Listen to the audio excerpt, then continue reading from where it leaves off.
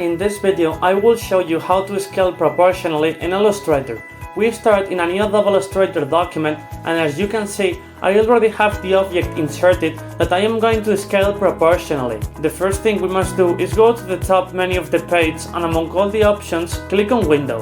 In this drop-down menu that appears, we move to the top and we click on the Toolbars option. Then another panel will appear to the right, and here we select Basic option.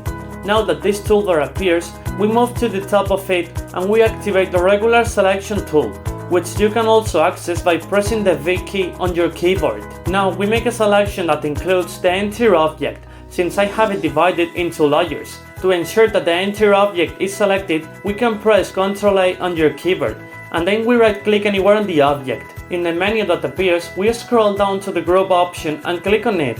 After that, we click on the object to select it. While holding down the shift key, we drag from the corners, and that's it.